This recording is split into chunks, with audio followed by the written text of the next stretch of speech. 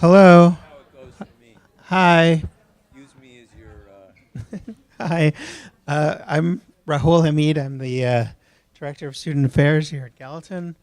I want to welcome you to our town hall on Charlottesville.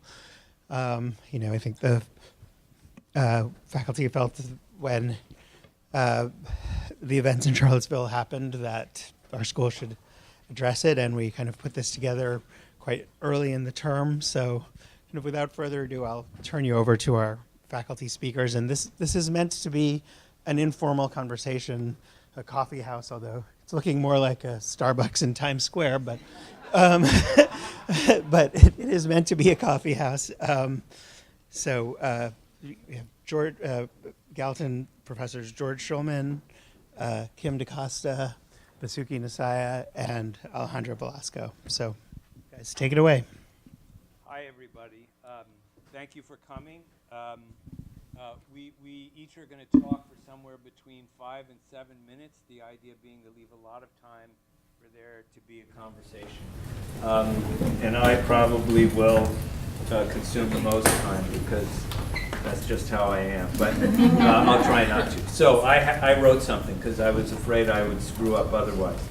I'm just going to read it. I see my job as providing a large kind of scale historical overview to set a stage. White supremacy or anti-blackness is at the core of European civilization, inseparably tied to the idea of reason, the idea of rights, and the idea of civilization that was developed in the 17th and 18th centuries, and inseparably tied to the movement as well from feudalism to capitalism that was articulated in the American and French revolutions. Since the 15th century, a modernizing Europe enacted conquest, colonization, and enslavement across the world, creating a global color line. Any account of American history must begin here with that history and that color line. Likewise, any account of fascism in Europe must begin with this same history. Fascism in Germany and what's called Herrenvolk democracy in the US are two versions of the racial project that created Europe. Point 2. Popular sovereignty in Europe and the United States are inseparable from white supremacy, not only as an ideology that marks some as non-white or other, but also as a systematic set of practices and a social structure that differentiates, rules, populations. Those who gain the status of whiteness, being entitled to rights, those marked as other, subjected to dishonor, devaluation, and gratuitous violence. The entire state apparatus in the U.S. and every institution and aspect of civil society in the U.S., parties, churches, unions, employment, neighborhoods, education, incarceration, every activity, walking, driving, having sex, is pervaded by this history of racialization. As a material kind of practice and as a symbolic ordering of who and what is counted as valuable. The United States is still what we call a liberal democratic society, insofar as it has a constitution that establishes representative government, rule of law, formal equality through individual rights. Rights of property, of speech, assembly, and voting, of due process, and of conscience are all part of that constitution. But U.S. society and history is premised on a systematic state of exception to these rights, a state of exception that is not so much an unfortunate anomaly as a foundation. So the grip of this legacy is very strong, and the past is alive and powerful. The history of what I would call reform politics, this is my third point, in the U.S. typically involves invoking the universalism of the Declaration of Independence. All men are created equal. To expand those who are included as if to gain the rights that have been the property of white men, or the rights that adhere to whiteness as property. In the history of what I would call radical politics, structures inclusion on such terms is seen as insufficient, and people talk about changing structures more deeply or more systematically or more radically. There have been moments of insurgency in American history: Civil War and Reconstruction before it was abandoned, organizing industrial unions in the 30s, and the 60s insurgencies against Jim Crow and Vietnam, and then the feminist movement thereafter.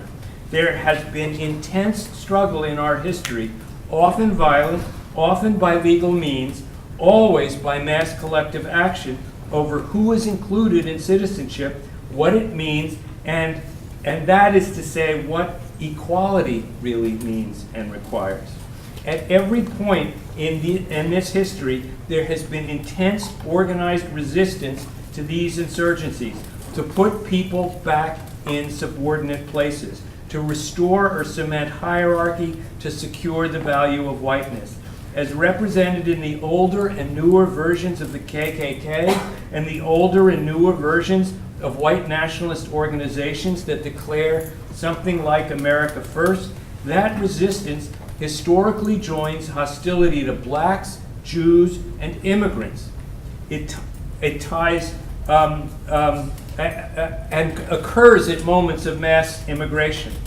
It ties terrorism to demonology in civil society, but also builds social movements of resistance and infrastructure to mobilize people on the basis of whiteness and openly to use the power of the state for punitive and exclusionary purposes. This backlash has been building continuously since the late 60s, and it has been very powerful in and through the Republican Party. This backlash sees itself as a besieged and beleaguered minority against established elites and institutions. Whatever your view of the actual achievements of Obama's presidency, a black family in the White House confirmed this sense of victimized whiteness, though it is also surely fueled by anxiety about massive immigration and the increasing precarity of life in a neoliberal economy, in which being white gives less guarantees or insurance than it used to. Trump stoked and legitimated these feelings and the demonology expressing them. He gained support from at least 60% of white men and women. So there is a kind of continuum that runs from the alt-right, as in the KKK and militias in the Nazi Party, to a much wider base that supported the Republican Party since Reagan and that voted for Trump knowing that he's a racist. But the specific alt-right, and then I'm done. The specific alt-right, or neo, or proto-fascist movement, is still relatively small in numbers, but several points need to be emphasized about it. First, this alt-right or neo-Nazi movement is in fact pervasive entirely across the United States, organized in militias and their networks, and in many parts of this country, these networks are now, as we speak, terrorizing people they mark as non-white, which for them includes Jews, as well as academics they deem collaborators, all across the country. We're kind of in a bubble. Our world is increasingly suffused with their rancor and their rage. Second, they are protected and legitimated by the Trump regime through the language of rights to speech and assembly. Liberal rights that we consider so crucial are being exploited and used by these folks to protect their organizing. Third, the state is taking up their project as the Departments of Justice and Homeland Security use state power to create unaccountable forms of racial profiling, criminalization, detention, and violence. Lastly, the Republican Party is deeply committed to this project, even if specific elected officials condemn Nazis. I guess what I most want to communicate is how scared I am. I believe that what Philip Roth called the indigenous American berserk is foundational to our life, and I also know that Hitler started out with only 50 members in the German Workers' Party, which is to say that things can start small, especially if there is fertile ground to grow. And I take the U.S. history as providing that kind of ground. I take little solace in the supposed marginality of these people or in the capacity of our vaunted checks and balances to contain them. What happens next, I believe, depends much more or entirely on our organizing countervailing forms of power and crafting alternative narratives to explain what's going on. Thanks. How'd I do? Closer to 10 Okay. I'm going to take a somewhat different tack here. Is this on? You can hear? Okay. In thinking about what to say today, I happened to come across one of my favorite books of poetry as I was cleaning my closet. But it seemed perfect for the occasion, and so I do want to start there. This is by Natasha Trethewey. She was our poet laureate in 2012 to 13. She's a biracial black-white woman raised in Mississippi and writes a lot and deeply and movingly about the history of the South and the ways we commemorate that history in our landscape. This poem is called South. I returned to a stand of pines, bone-thin phalanx, flanking the roadside, tangle of understory, a dialectic of dark and light, and magnolias blossoming, like afterthought, each flower, a surrender, white flags draped among the branches. I returned to Land's End, the swath of coast, clear-cut and buried in sand. Mangrove, live oak, gulfweed, raised and replaced by thin palms, palmettos, symbols of victory or defiance, over and over, marking this vanquished land. I returned to a field of cotton, hallowed ground, as slave legend goes, each bowl holding the ghosts of generations, those who measured their days by the heft of sacks and lengths, of rows whose sweat flecked the cotton plants still sewn into our clothes. I returned to a country battlefield where colored troops fought and died, Port Hudson where their bodies swelled and blackened beneath the sun, unburied until Earth's green sheet pulled over them, unmarked by any headstones.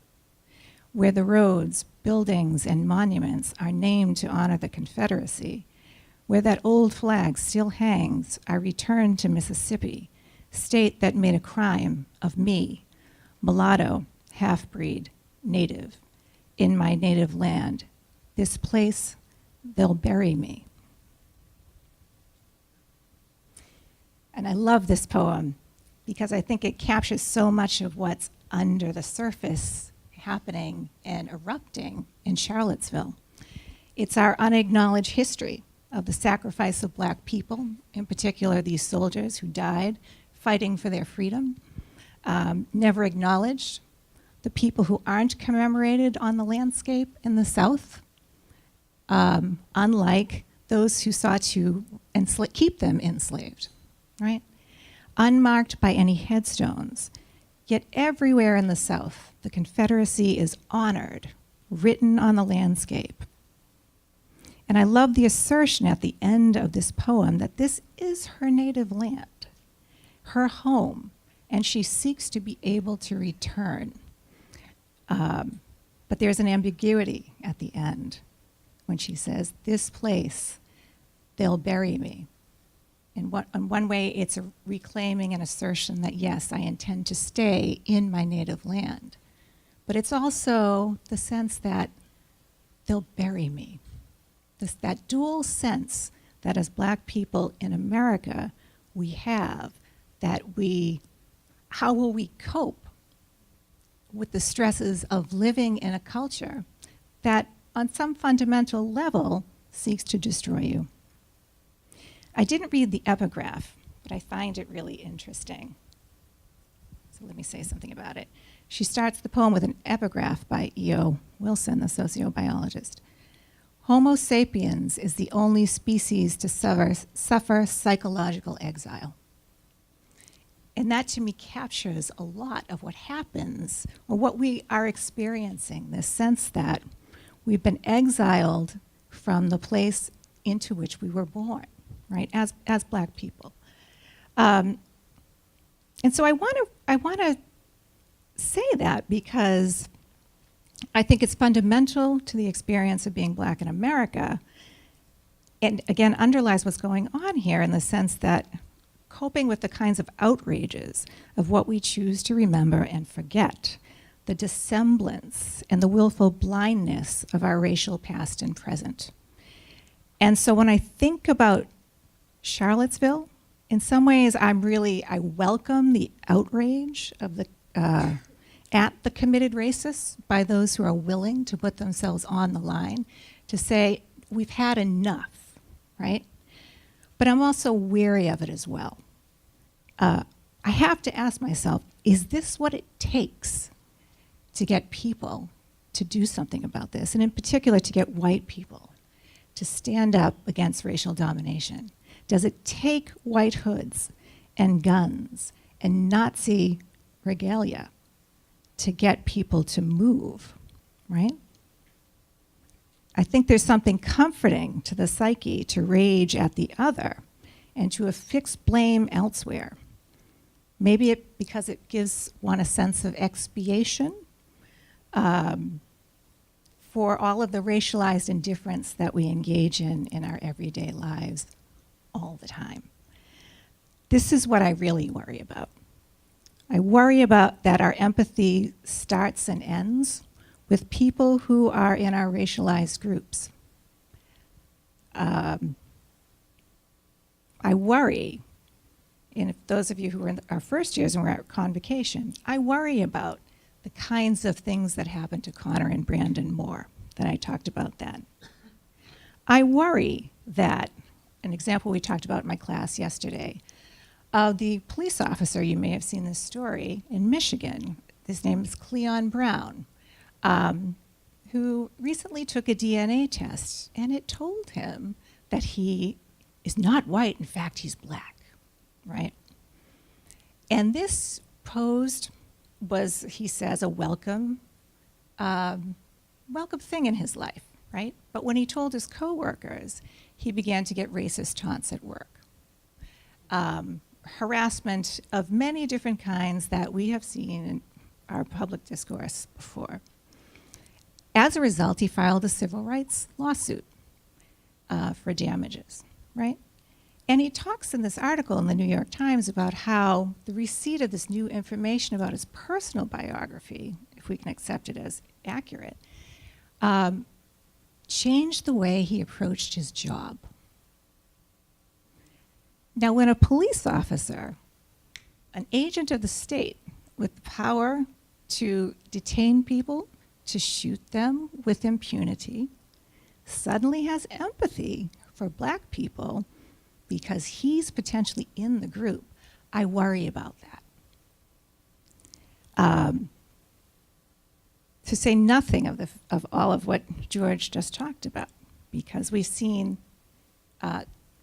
the extent to which violence against Black bodies, unarmed Black bodies, goes unpunished. I worry about this, and this is what I see underlying this kind of, when people in your orbit talk about Black Lives Matter as if it requires a retort. And you know what that is, all lives matter, right? Rather than seeking to understand it as a statement of fact, Black Lives Matter. And also a reminder, because it actually needs to be said. It's our contemporary equivalent of the I Am a Man placards of the garbage workers in Memphis 50 years ago. I'm a human being, and you seem to have forgotten it. Again, you know, when I think about what's happening in Charlottesville, it's not just the South, but it's particularly important in the South because of the Confederacy and how it's remembered. And to go back just briefly to the poem, when Trethewey says, "This state that made a crime of me," she's referring to the ways that anti-miscegenation laws made it illegal for her parents to marry and have her in Mississippi when she was born. The state intervening, as George referred to, in ways to actually delimit and make racialized empathy across boundaries impossible. So I want to just call to mind that history and how it's not past, it's really present, for ways of thinking about how you might be feeling about Charlottesville, and what we might need to do about it, not just about those people out there, but about ourselves and in our everyday social networks. Thanks.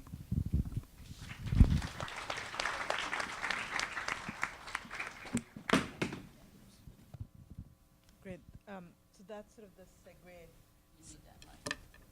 This is on, I think, right? Can you guys hear me? There you go. Yeah, okay.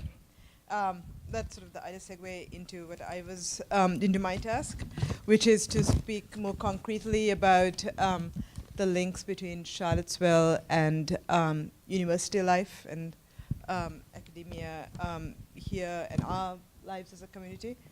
And I want to follow on where Kim left off about making the link between Charlottesville and our sort of everyday, in some sense, that it's not something out there, it's not just something about the past, it's also something present, and it's something that we have to address here, so that facing Charlottesville is also about confronting things that we have routinized and normalized here.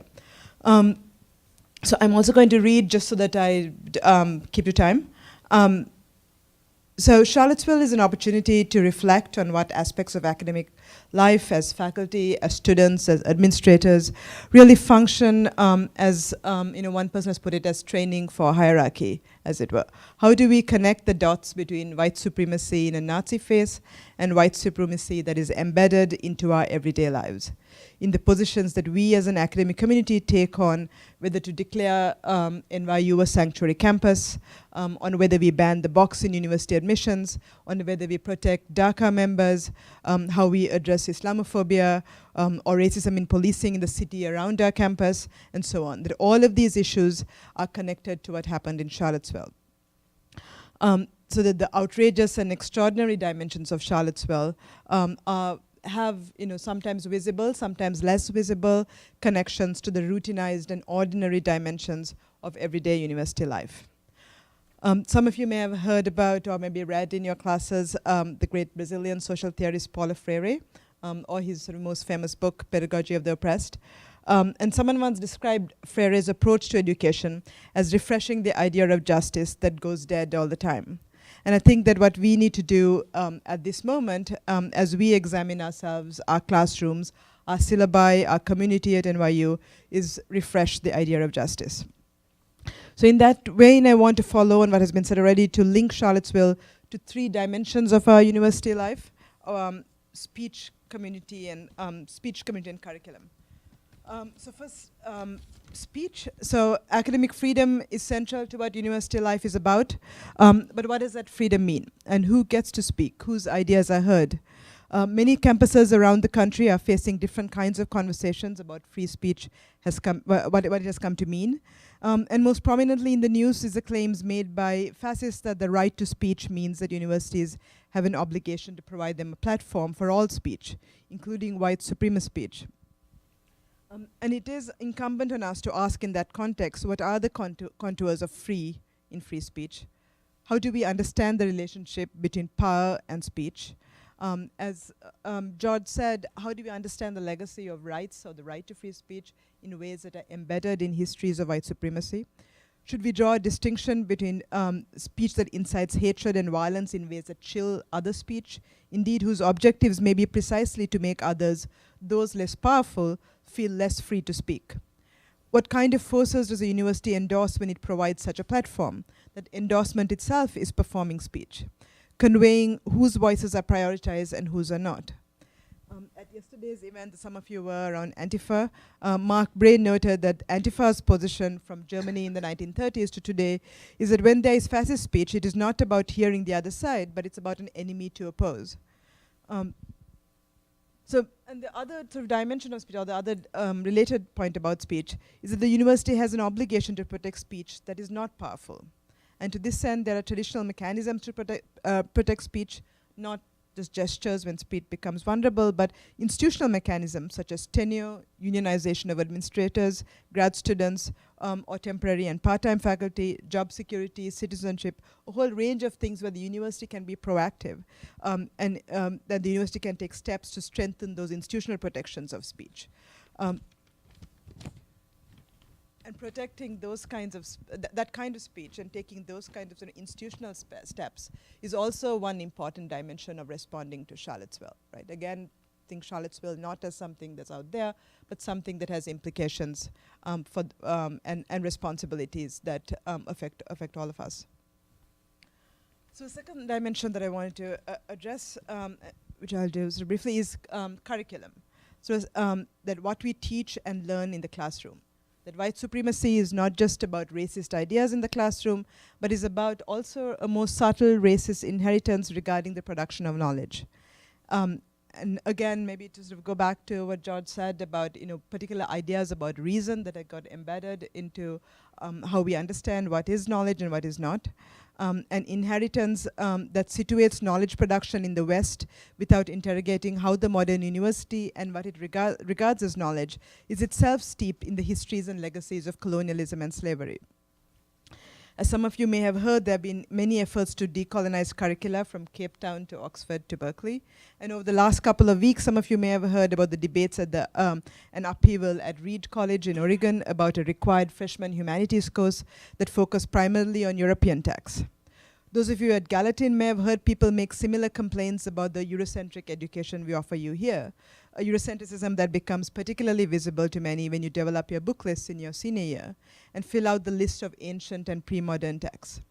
At present, we simply have not prioritized as a community hiring the faculty or creating the courses that give you an education that is steeped in the richness and diversity of the world's intellectual traditions. All of us are complicit in reproducing the Eurocentrism of American education. And this is a problem that we all need to address, that we need to do it by hiring in different areas, and you need to do it by pressuring us for a better education. And finally, the third thing I wanted to draw attention to is the university community. Who is in the community? Who is not in the community? Issues like affirmative action are more fraught today than ever before. While people of color make up close to 50% of America, they constitute only 10% of tenured faculty in the US. Student admissions and debt are similarly challenged by vast, debilitating inequalities in primary and secondary school education that are, as we all know, are deeply structurally racialized. The myth of meritocracy functions through university admissions, standardized tests, and a whole range of other mechanisms to mark the scandal of an unfair system. Thus, against that backdrop, responding to Charlottesville means unpacking these dynamics. For instance, learning to connect the dots between white supremacy and the attack on affirmative action, or white supremacy and ideas about meritocracy. In other words, recognizing and learning about how the system is rigged in a range of ways. And as members of an academic community, our obligation is to expose that rigging, to see how Charlottesville-type white supremacy shape-shifts to become something else that looks different, that looks ordinary, and that looks routinized in our everyday lives, but is connected to our classroom here. To connect the dots in ways that refresh what it means for us as a community to learn from Charlottesville. So I'll stop there.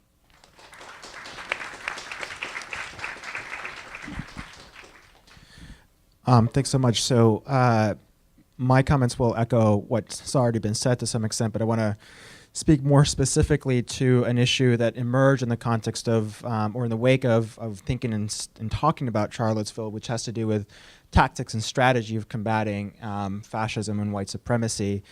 And one of the things that struck me is that the spark, of course, of Charlottesville was ostensibly this statue, which monumentalizes a particular narrative of history, as both Kim and George were alluding to. And the act of tearing down those statues also, of course, suggests tearing down the narratives that underlay them, or at least questioning the narratives that underlay them. But there's also a danger in the tearing down not to erect new or to give credence to existing monuments that may be self-serving or may speak to a particular soft spot in our hearts. And in particular, in the case of the United States, the monument that seems to be sort of the counterweight to to fascism and white supremacy, especially when it comes to questions of tactics and strategy, is this issue of nonviolence.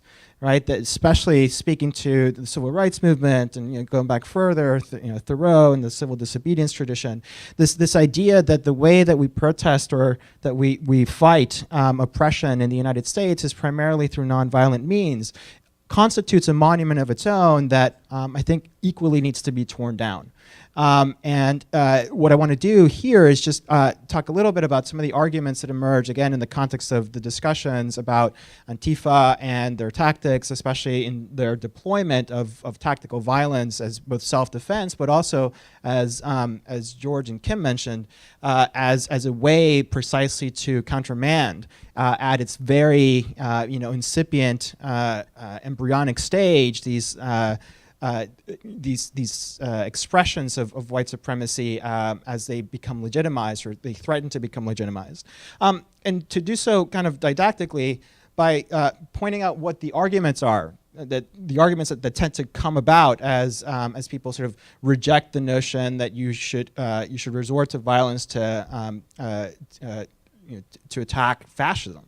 The first argument is historical, right? The idea that history kind of suggests, and there are texts to this effect. Erica Chenoweth has this book about how most successful revolutions in the world happen through nonviolent means, and there's all sorts of statistics and quants and stuff and the rest of it.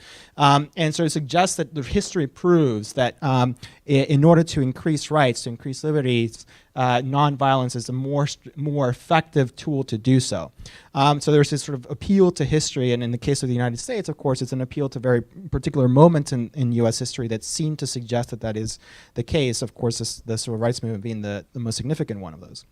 Another argument that's usually made against violence, right, is strategic. That it's just strategically unwise. That it tends to dissuade or to push people out from a potential coalition that might otherwise be called upon to help to usher in a different kind of reality. So that strategically, it doesn't make much sense to engage in any violence because it also sort of legitimizes that to which you are that against which you're fighting. So there's a strategic argument against it. And the third argument, the one that's to some extent both most challenging to tackle and also the most pressing to tackle, is the moral argument, that there's some sort of moral purchase or moral valence to the idea of acting nonviolently and resisting oppression and resisting, in this case, white supremacy and fascism, that needs to be salvaged. That's the terrain that needs to be salvaged if, in fact, whatever comes out of that movement is going to have any kind of moral superiority, right,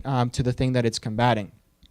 So what I want to do is just sort of address the ways in which each one of these is built on misunderstandings and, to some extent, caricatures, that moments like this force us into clarity, right? This is the moment that your children are going to ask you, where were you and what were you doing at that time? Not sort of vacillating about, well, I guess it was sort of fascist, but sort of light fascist, right? This is the moment that demands clarity. And so misunderstandings really pose a very difficult challenge for us. So in terms of history, of course, George already mentioned it.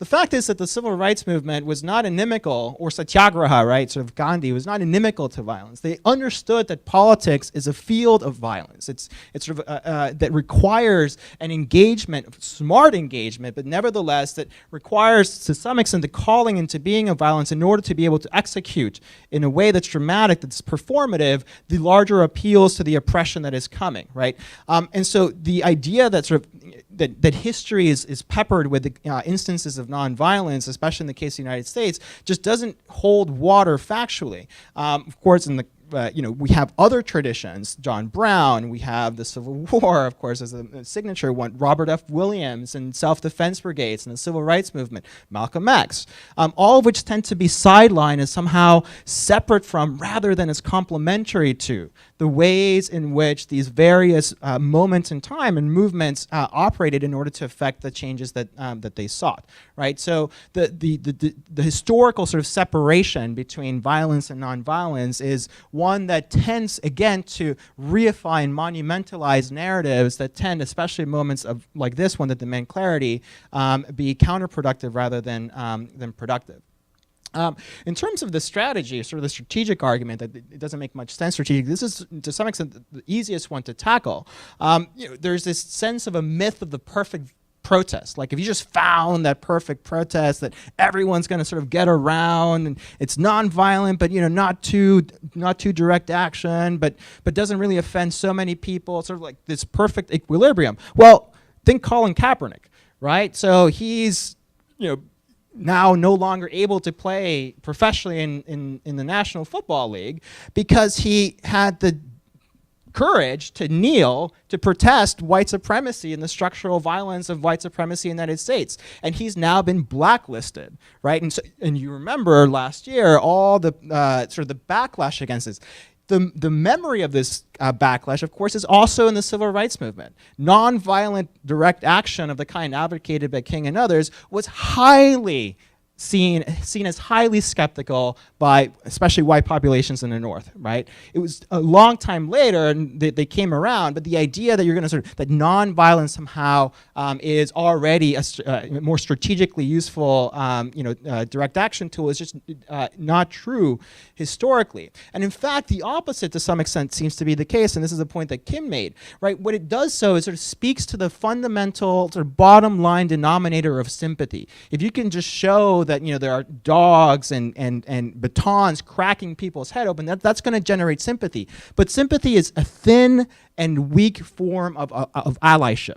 Okay, what it generates is changes on the surface that keep structural conditions the same, right? You don't have to have read Michelle Alexander's book to know the ways in which, yes, for all the advancements that were made in the civil rights movement and law and the rest of it, equally with neoliberalism, with the rise of the war on drugs, with the elimination of welfare states, what you have is the return of patterns of white supremacy that are now completely legitimized in the Trump era, right? So these forms of weak sympathy, or the appeal to weak sympathy, in fact, tend to generate and deepen patterns of structural inequality rather than contest them.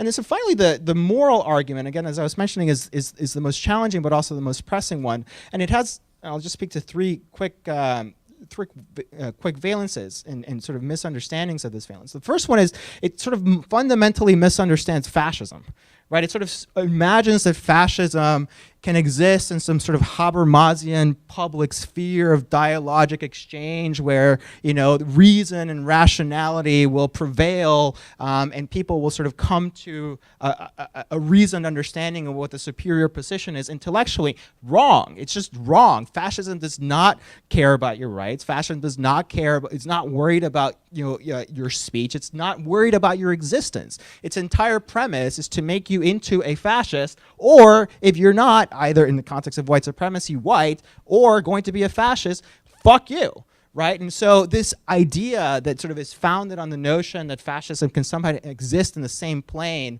under the same rules speaks to this, this fundamental misunderstanding. Another one is it actually misunderstands liberalism. It misunderstands the way in which, for instance, liberalism, especially over the last 30, 40 years, in the wake of sort of this monumentalization of a civil rights movement, especially in the United States, is seen as passive, as somehow not equipped to deal aggressively with challenges and threats to its rights, to the fundamental principles and sort of and foundations of liberalism. If you read Karl Popper, you probably saw the meme that went around, right? So Karl Popper, philosopher, European philosopher, who talks about sort of the paradox of intolerance, right? Or tolerance, that you have to some extent be intolerant in order to create a tolerant society, and that liberalism holds a space for this. It's not this blanket, absolutist moral position that all views and viewpoints are created equal. No, there's a fundamental understanding there about power, and that power modulates how people and ideas enter into this marketplace, right? And to the extent that we lose sight of that dimension of liberalism, we bastardize it and also, to some extent, cede terrain, as I think George was saying, to its appropriation and abuse by the forces of white supremacy and the right.